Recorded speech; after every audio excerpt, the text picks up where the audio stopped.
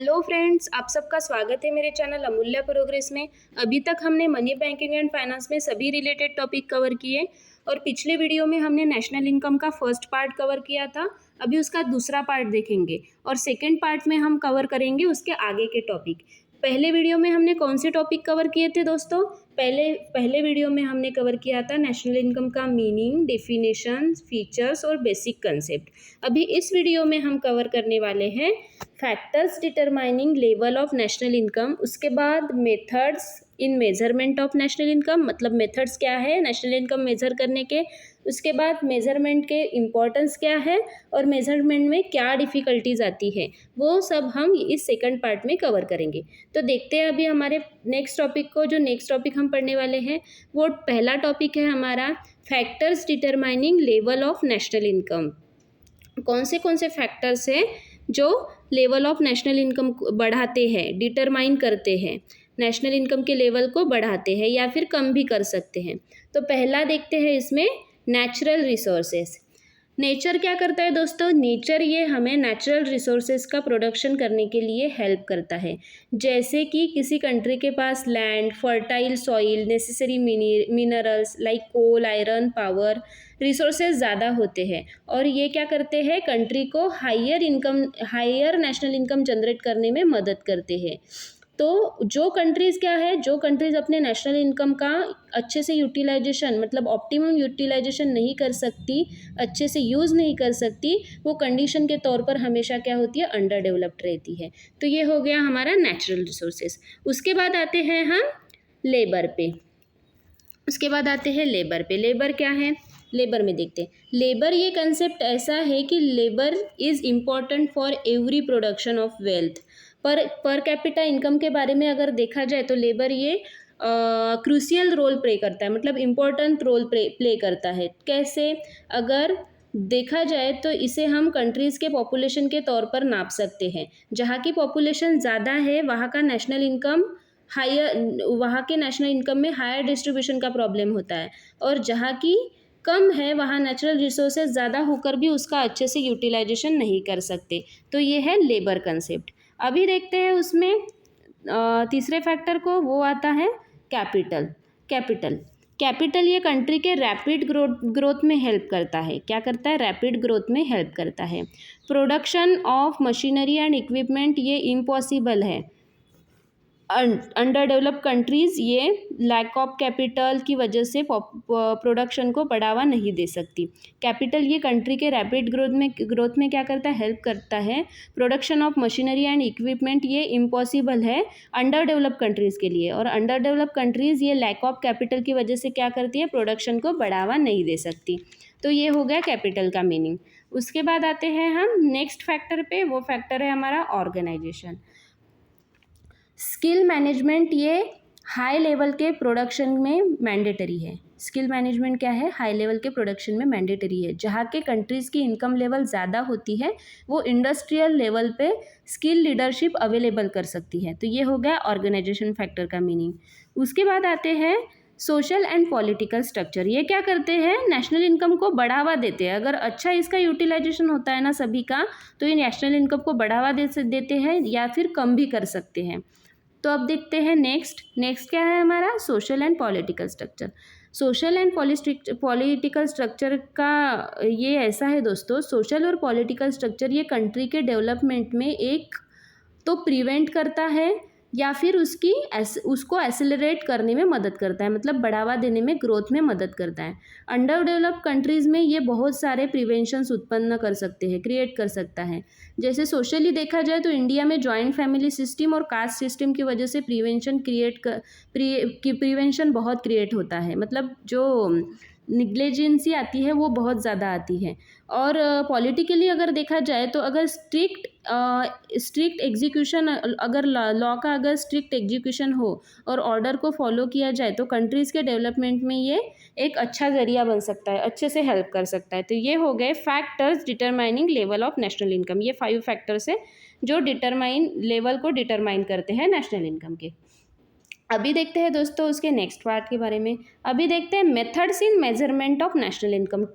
कौन सी methods national income को measurement करने में यूज़ की जाती हैं। तो पहली मेथड आती है इसमें दोस्तों आउटपुट और प्रोडक्शन मेथड। इसको हम वैल्यू एडेड मेथड भी कह सकते हैं। कौन सी? Value added method. तो देखते हैं वैल्यू एडेड मेथड या और प्रोडक्ट आउटपुट और प्रोडक्शन मेथड क्या है, देखते हैं। अभी देखते हैं पहले इसमें देखो, ये है आउटपुट और प्रोडक्शन मेथड। आउटपुट और प्रोडक्शन मेथड, इसको क्या कहते हैं हम? Value added method. अभी इसका मीनिंग जानते हैं। It means the combined value of all finish goods and services produces in a countries during a specific period of times. इसका मतलब ये है दोस्तों कि all finish goods and services, finish पूरा तैयार हुआ गुड्स चाहिए, फाइनल गुड्स एंड सर्विसेज जो कंट्री में प्रोड्यूस होते हैं एक स्पेसिफिक पीरियड में, 1 ईयर मान लो, उसकी कंबाइन वैल्यू जो होती है उसको क्या कहते हैं हम? उसको ये जो वैल्यू होती है वो किस में ये किया जाता है, क्रिएट की जाती है। किससे क्रिएट की जाती है, किससे कैलकुलेट की जाती है? वैल्यू एडेड मेथड से। और उसका देखते हैं अभी हम net value of all goods and services. अभी net value of all goods and services, पहले तो इसका मीनिंग अगर आपको समझ में नहीं आया होगा तो मैं हिंदी में समझा देती हूँ। जितने भी गुड्स एंड सर्विसेज कंट्री में प्रोड्यूस होते हैं उनकी कंबाइंड वैल्यू कितनी है, और फाइनल मीन्स फिनिश गुड्स और सर्विसेज की वैल्यू कितनी है वो जानना। वो कहाँ से जान सकते हैं हम? वैल्यू एडेड मेथड से। जैसे कि आपको पता है कि जब हम नेशनल इनकम कैलकुलेट करते हैं तो उसमें नेशनल इनकम और डोमेस्टिक इनकम दोनों को भी ऐड करते हैं। नेशनल इनकम और डोमेस्टिक इनकम दोनों को भी ऐड करते हैं। तो अभी नेट वैल्यू किस किस की नेट वैल्यू हम यहाँ काउंट कर सकते हैं? तो यहाँ देखो, net value of all goods and services, finish goods होने चाहिए। अभी देखो कंजप्शन के तौर पर अगर देखा जाए तो कंज्यूमर जो भी फिनिश गुड्स खरीदते हैं या फिर कंज्यूम करते हैं, जैसे कि टीवी ले लो, फ्रिज ले लो, ये जो है कंज्यूमर ड्यूरेबल प्रोडक्ट, ये कंज्यूम करते हैं तो उसकी वैल्यू। उसके बाद आता है इन्वेस्टमेंट, जैसे कि बिजनेसमैन किसी चीज़ में इन्वेस्ट करता है, जैसे बिजनेसमैन की इन्वेस्टमेंट किस में रह सकती है? Plant and machinery, land and building, fix asset जो होती है उसमें, तो उसकी वैल्यू भी इसमें कैलकुलेट की जाती है। उसके बाद आते हैं गवर्नमेंट एक्सपेंडिचर। अभी गवर्नमेंट एक्सपेंडिचर में देखा जाए तो मेडिकल फैसिलिटी में जो इम्प्रूवमेंट होती है, एजुकेशनल फैसिलिटी में जो इम्प्रूवमेंट होती है, गवर्नमेंट इस पे जो भी खर्चा करती है उसकी वो जो होता है वो सब इसमें ऐड होता है। उसके बाद आता है नेट इनकम फ्रॉम एब्रॉड। और इस नेट इनकम फ्रॉम एब्रॉड में क्या होता है दोस्तों? एक्सपोर्ट इंपोर्ट की जो इनकम है वो इसमें ऐड होती है। कंजम्पशन किया कंज्यूमर ने, इनकम हुई। बिजनेसमैन ने इन्वेस्टमेंट किया, इनकम हुई। गवर्नमेंट ने एक्सपेंडिचर किए, इनकम हुई। Net income from abroad, abroad में जब हम एक्सपोर्ट इंपोर्ट वहाँ से कुछ लाते हैं, वहाँ कुछ भेजते हैं, वहाँ से जो इनकम होती है वो सभी प्रकार की इनकम जो होती है इसमें ऐड होती है वैल्यू एडेड मेथड में। लेकिन फाइनल गुड्स होने चाहिए, फिनिश गुड्स। और वैल्यू जब हम मेज़र करते हैं तो उसके कुछ क्या होते हैं दोस्तों? प्रिकॉशंस लेने पड़ते हैं। तो प्रिकॉशंस देखते हैं हम, प्रिकॉशंस क्या क्या लेने पड़ते हैं। तो देखो, जब ये मेथड इस मेथड से हम नेशनल इनकम जब कैलकुलेट करते हैं तो हमें क्या क्या अवॉइडेंस या फिर क्या क्या डिडक्ट करना चाहिए देखते हैं।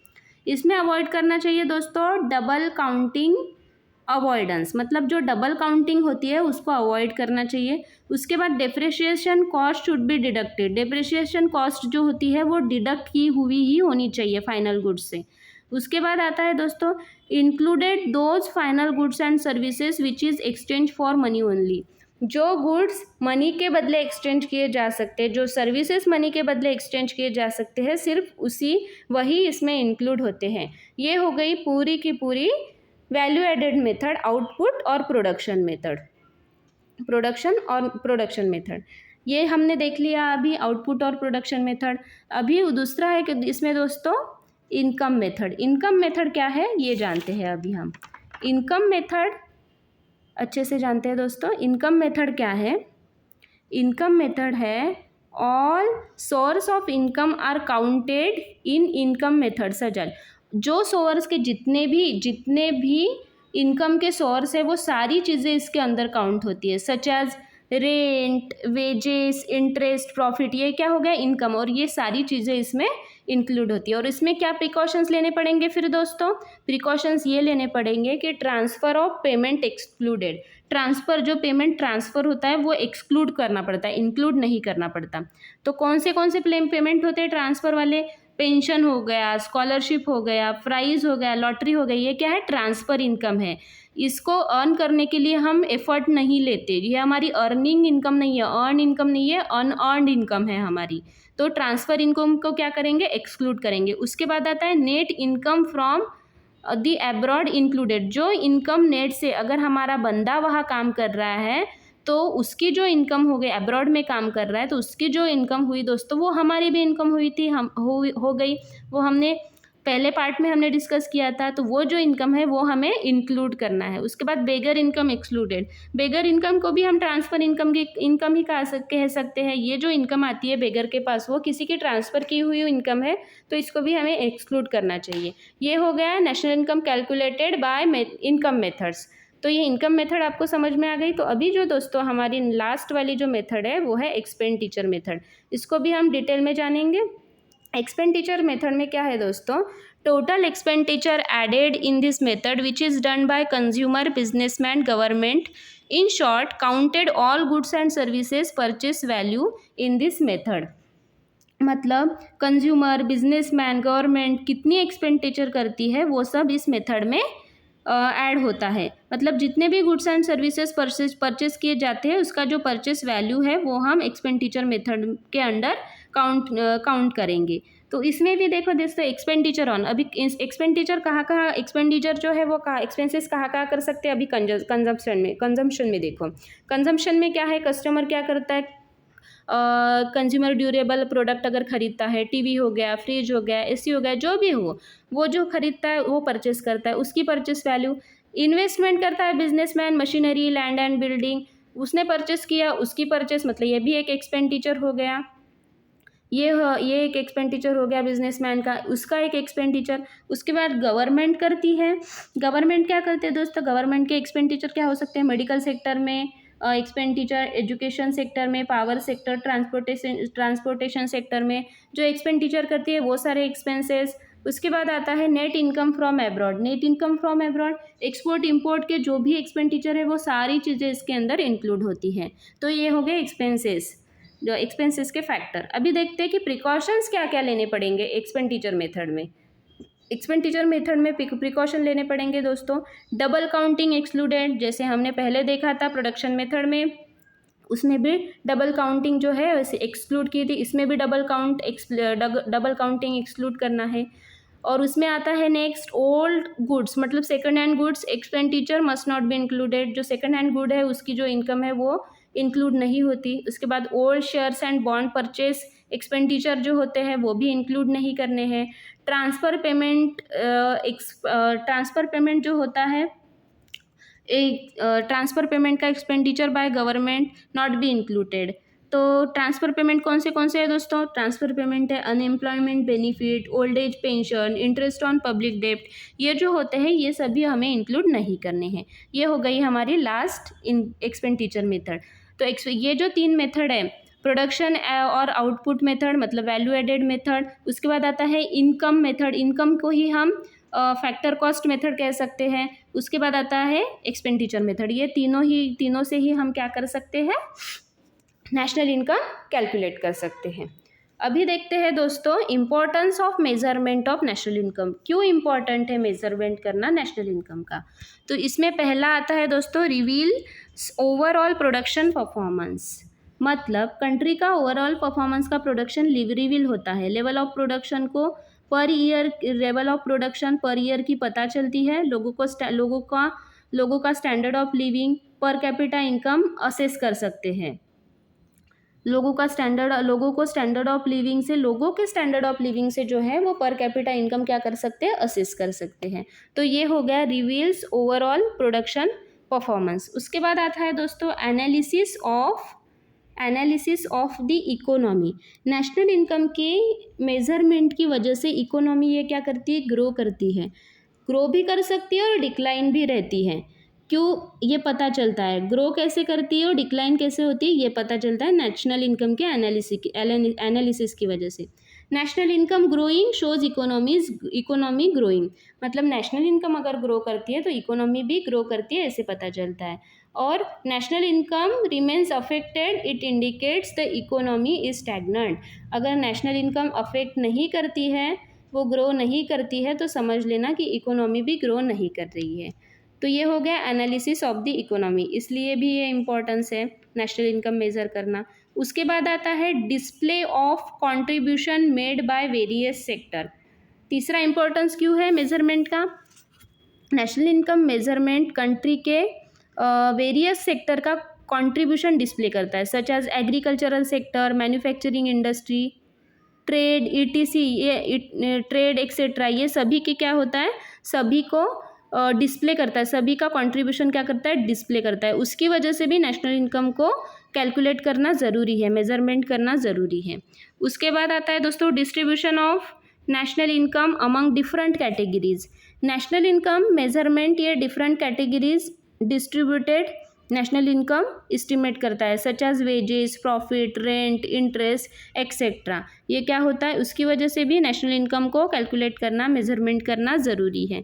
उसके बाद आता है contain the figures of consumption, saving and investment. National income measurement also estimate the figures of consumption, saving and investment. National income क्या करता है, कंजम्पशन, सेविंग एंड इन्वेस्टमेंट के फिगर को एस्टिमेट करता है इकोनॉमी के। That was the study of economy regarding saving, consumption and investment. मतलब कि एक स्टडी भी है regarding savings, consumption and investment के, इकोनॉमिक स्टडी है ये। ये हो गया पांचवा इम्पोर्टेंस। अभी देखते हैं छठा इम्पोर्टेंस। छठा इम्पोर्टेंस है दोस्तों assist in comparison among countries. National income की मदद से हम अलग अलग कंट्रीज़ के साथ कंपेयर कर सकते हैं through comparing their standard of living and the level of economic welfare of the people living in those countries. क्या कर सकते हैं, किसकी मदद से कंपेयर कर सकते हैं, वहाँ के लोगों का स्टैंडर्ड ऑफ लिविंग देख के, उनके वेलफेयर को देख के हम क्या कर सकते हैं, कंपेयर कर सकते हैं कि वहाँ की नेशनल इनकम कैसी होगी। तो इसलिए भी मेजरमेंट का जो इम्पोर्टेंस है, मेजरमेंट करना इम्पोर्टेंट है। उसके बाद आता है सातवां कौन सा है, valuable guide to economic policy. National income के मेजरमेंट की मदद से गवर्नमेंट इकोनॉमिक पॉलिसी स्ट्रॉन्ग कर सकती है, डेवलपमेंट प्लानिंग कर सकती है, किस सेक्टर को बूस्ट और रेगुलेटेड करने की ज़रूरत है, नीड है, ये जान सकती है। तो ये भी एक इम्पॉर्टेंस है, valuable guide to economic policy को अच्छे से गाइड करने के लिए नेशनल इनकम का मेजरमेंट ज़रूरी है, इम्पॉर्टेंट है। ये हो गए importance of measurement of national income. अभी देखते हैं दोस्तों कि नेशनल इनकम मेजरमेंट में डिफ़िकल्टीज़ कौन कौन सी आती है। नेशनल इनकम मेजरमेंट में डिफ़िकल्टीज़ कौन सी आती है, तो पहली डिफ़िकल्टीज़ आती है इसमें नॉन मोनेटाइज सेक्टर। ये क्या है, नॉन मोनेटाइज सेक्टर। अंदाज ऐसा होता है कि जो देश की इकोनॉमी है वो एथिकल है और यहाँ गुड्स और सर्विसेज ये मनी के बदले ही एक्सचेंज होते हैं, लेकिन कुछ देशों के अंदर क्वांटम प्रोडक्ट ऐसे हैं जो मार्केट में आते ही नहीं है, किसी गैर मार्ग से वो परचेस या सेल हो जाते हैं। तो ऐसे वस्तुओं की मार्केट प्राइस असेस करना इम्पॉसिबल है। नॉन मोनेटाइज सेक्टर को हम गैर कमाई किए हुए सेक्टर भी बोल सकते हैं, गैर इनकम जहाँ से आती है वो सेक्टर, तो नॉन मोनेटाइज सेक्टर। उसकी वजह से प्रॉब्लम आती है, डिफ़िकल्टीज आती है मेजरमेंट में नेशनल इनकम के।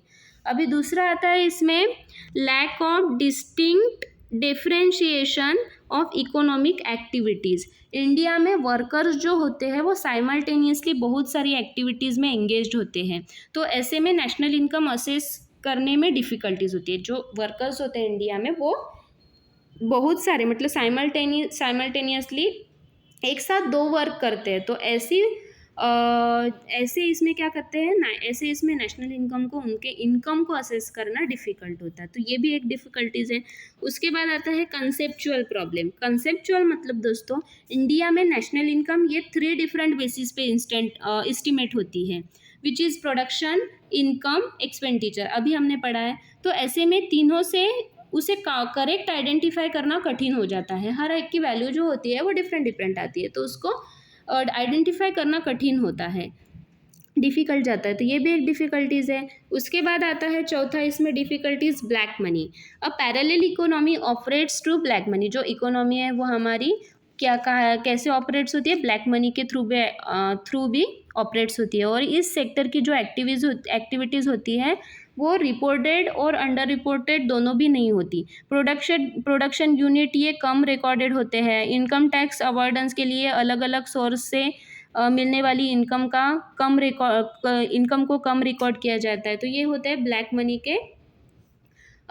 मनी की वजह से ये सब भी होता है, तो ये भी एक डिफ़िकल्टीज़ है ब्लैक मनी। उसके बाद आता है non availability of data about certain income.